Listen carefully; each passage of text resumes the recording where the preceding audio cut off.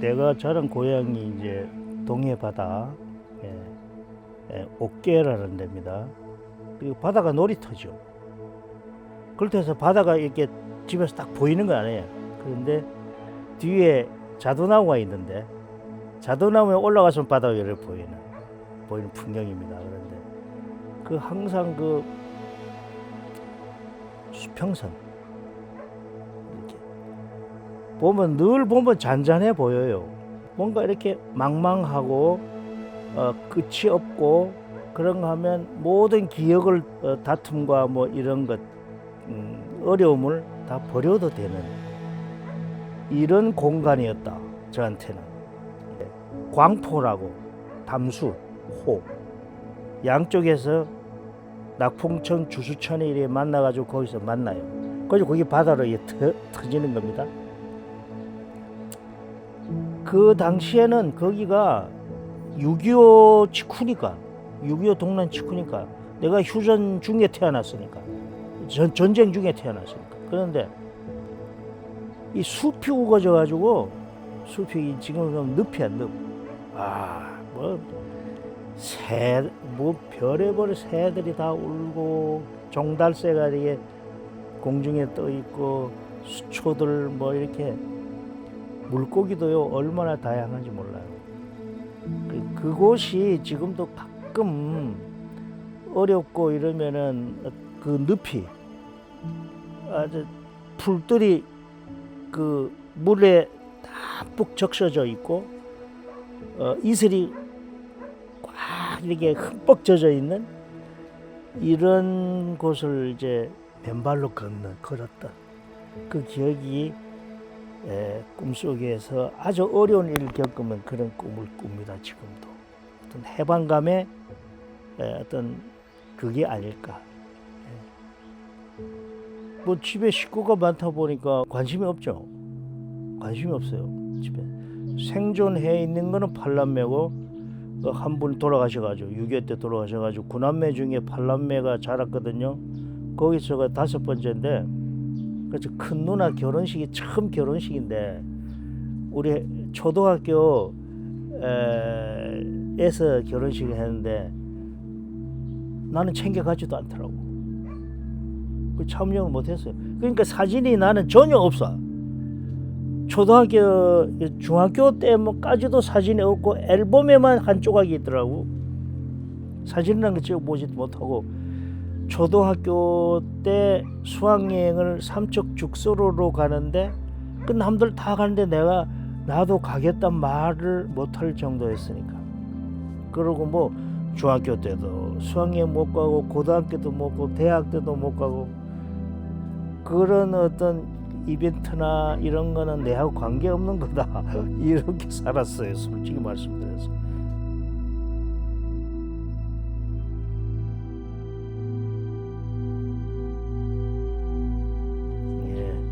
현장의 비린내라는 거는 다르게 말하면 땀 냄새, 채취, 센 것의 그대로의 직접적인 어떤 육체의 바닷가에서도 그 어부들이나 엄마들이 꽁치, 오징어 막 배를 가르고 뭐 이렇게 할 때 그 부둣가에서 나는 비린내 그런 게 원형이고 그런가 하면 그 자체가 나는 현장으로서 너무 강렬했어요. 우리들은 그 오징어 비린내 맡고 살았거든. 대단합니다. 아주 그 단백질이 부패되는 냄새가. 왜냐하면 그때는 저장 장치가 없어가지고 이 풍어가 오면은 소비가 안 되면 다 버리는 거예요.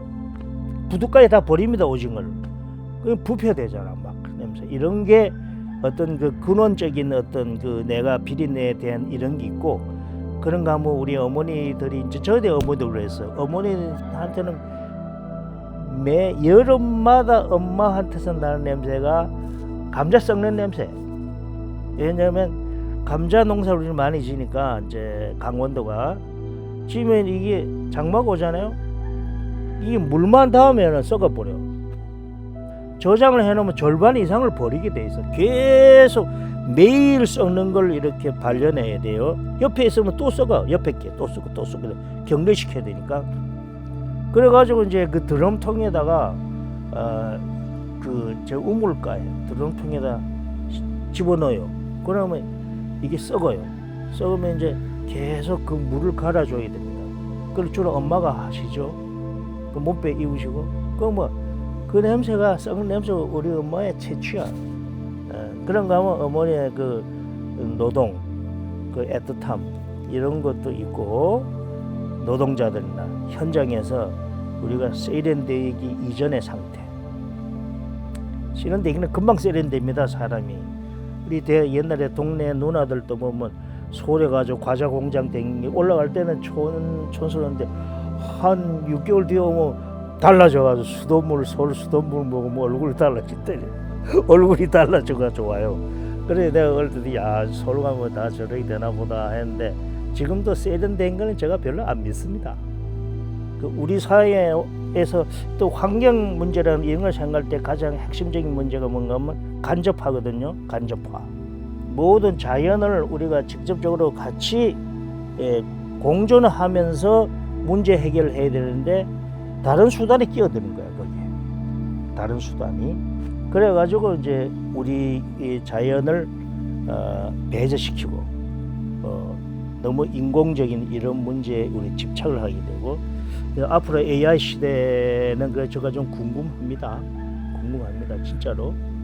그 간접화의 극치인데 이 어떻게 될까 저 참 확신이 안 서죠. 70년대 80년대 당시의 산업 디자인의 그 핵심은 뭔가 하면 초박형이야. 초박형이라는 게 뭔가 하면 얇게 시계 세이코 시계 디자인은 어떻게 일본의 세이코라는 시계가 저게 어떻게 해서 세계적인 그게 된가 하면 메이커가 된가 하면 얇게 하는 기술에서 일본이 아주 앞장을 섰던 거예요. 그런데 난 또 그 반대지. 이제 천박한 어떤 표현이긴 하겠지만 야삽하잖아. 근데 그 세련된 게 나는 싫더라고. 그보다는 된장 단지 같이 똑같이 이 투박하고 강원도의 이 장독이 제일 인기가 없습니다. 전라도기 최고예요. 이 고물상들이 수집하는 데 보면 아주 이게 모양도 세련돼 있어. 근데 강원도는 그냥 뚝배기처럼 이렇게 투박하기만 해. 그래서 나는 그게 애착이 가는 거예요. 그 속에 진실이 있다. 그 속에 생태적인 이유가 있다. 이걸 나는 믿으니까 나는 나다. 적당하게 남들처럼 능수능란하게 사회생활을 하는 건 아니고 이렇지만 나는 내 나름대로 그게 있다. 그런 믿음이 있고 이렇게 하다 보니까 이를테면 이제 그림에서도 역시 투박한 강원도 정서에 내가 이렇게 집중을 하게 되는 이런 요소가 이제 있지 않았나 이렇게 생각합니다.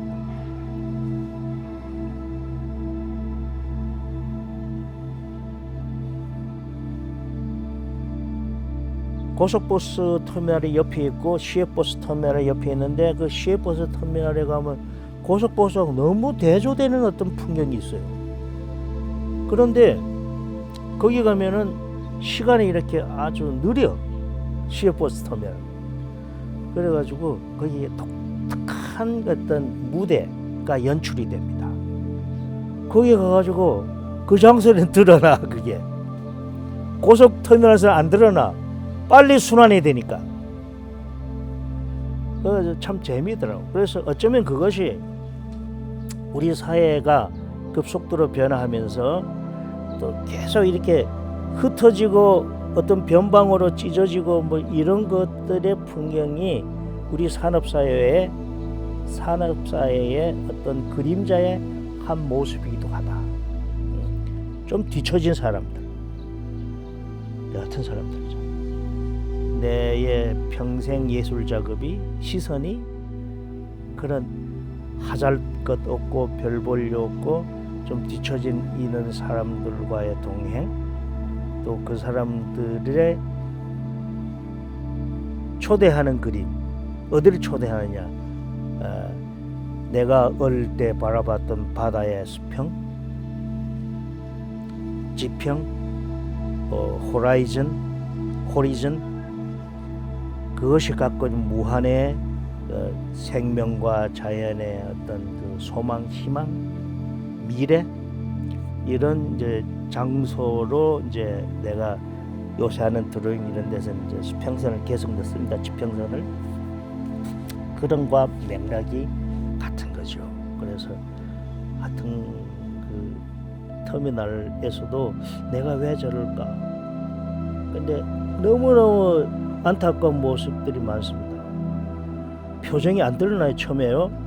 그런데 한 30분 지나잖아요. 그분이 얼마나 지금 어려운 처지에 속해 있는 게 표정이 나와. 몸에서 나오고 표정에서 나옵니다. 다 숨겨져 있던 것들이 노출이 돼버려요. 오래 지체되면 지체될수록 그 사람이 행복한지 행복하지 않은지 이 사실을 그 연극의 무대처럼 표출이 돼버리더라고요. 그래서 그게 이제 많이 내가 이제 애착을 했었죠.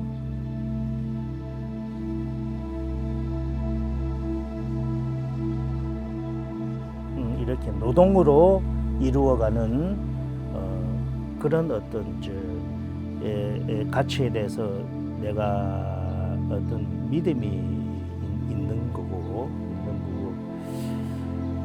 이를테면은 뭐 편지라든가 아니면은 버려진 어떤 그 노트라든가 이런 것들이 켜켜이 이게 묻혀가지고 쌓여가지고 그런 두께를 만들어내고, 그리고 그 두께가 마치 내 몸처럼 이게 두툼해져가지고 그것이 어떤 형상성을 가질 때 내가 어떤 나와 일치하는 뭔가 그 생명력이랄까 이런 것을 내가 이제 느낄 수 있죠. 별 볼 일 없는 것들이 모이고 이래가지고 형성하는, 만들어내는 그 세계. 그리고 우리도 일상에 어떤 그 켜켜이 쌓이는 일상, 또 일상에서 우리는 배제하고 싶고 버리고 싶은 이런 거 있지만 결국에 이제 우리 삶이란 게 어떤 그런 모순적이기도 한 이런 요소들, 긍정적이기도 한 이런 요소들, 또 우리 바램들이기도 하고 등등의 뭐 아픔이기도 하고 이런 것들이 켜켜이 쌓여가지고 오늘의 나의 이 밝음의 세계를 내가 담고 사는, 행동하고 사는 이런 것들과 뭔가 이게 같은 어떤 방식이라고 나는 그렇게 생각합니다. 이게 이제 어느 자연에서는 순환하기 때문에 나무든 뭐 이렇게 나중에 가면 이 인간의 피부나 쇠붙이나 뭐 나무의 종이나 이게 나중에 가면 다 산화되고 누래지고 바래고 이러면 다 일치가 해요. 결이 같아져 버려. 거의 하나의 결로 가버려. 그러니까 이 저게 녹슨 그 저기 금속이 얼굴도 될 수가 있고 몸이 될 수도 있고 옷이 될 수도 있고 나무가 될 수도 있고 그게 다 결합을 해가지고 하나의 프로세스로 하나의 걸로 가는 거예요.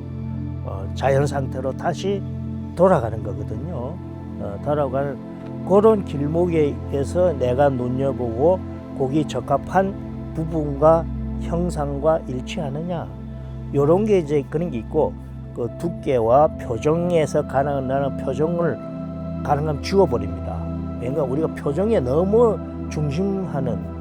중심해가지고 몸과 직접성을 놓치는 이런 게 있기 때문에 나의 입장이다마는 그렇게 이 정도면은 내가 생각하는 어떤 진실이랄까 진정성이랄까 의미와 가치와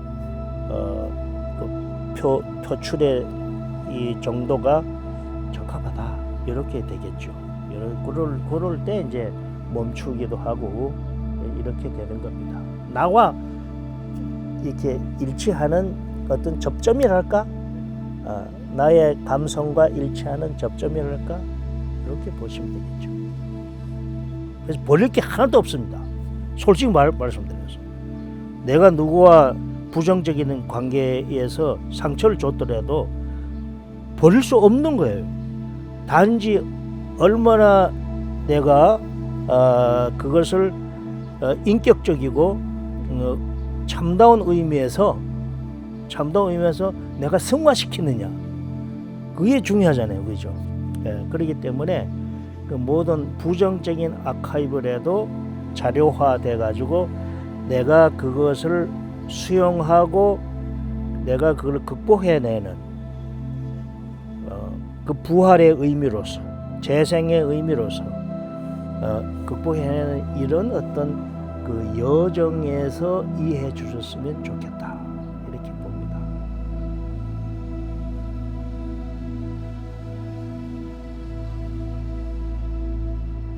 우리가 믿어야 될 건 평등의 가치와 자연과 생명의 공존, 인류 평화란 말이에요.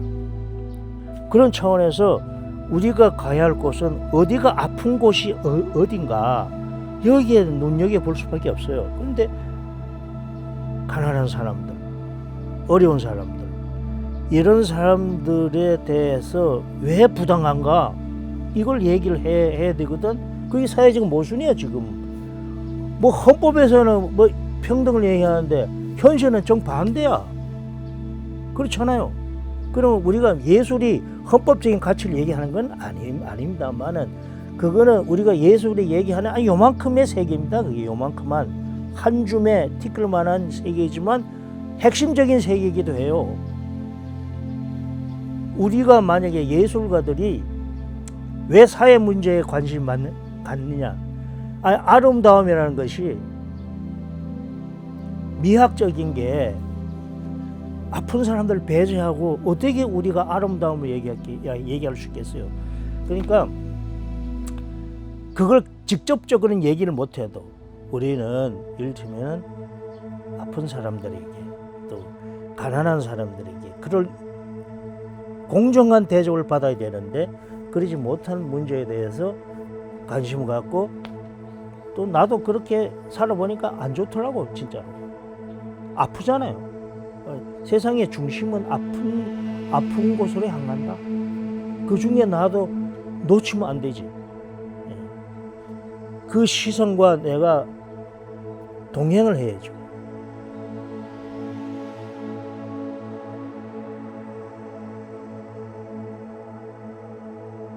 그 이제 가지고 있던 거는 이제 어쩌면 이제 초창기부터의 발로가 자기 연민인데 사회적인 연민으로 옮겨가잖아요. 그게 이제 내 예술을 통해서 계속 자기 연민도 가져가지만, 그런데 이제 청년기에는 그 사회적인 연민에 대해서 적개심을 갖고 가해자들한테 대한 적개심으로 불타올랐지. 그걸 내가 이제 자력이라든가 이런 걸로 좀 해소도 하기도 하지만, 그렇게 붙이고 하면서 그 뭐랄까, 그것은 적극적이지 못하고 투덜거리는 거지. 그래서 붙이면서 자조적이기도 하고 극복하려고 이렇게 노력하기도 하고 이런 한계가 있고 했는데, 그리고 같이 사는 거다. 같은 공동체. 이런 데에 대해서 좀 시선이 이제 지평으로 넓혀지고 이런 건 있다. 그 적개심이랄까 반발이랄까 이런 보다는 어떤 이렇게 이제 포용.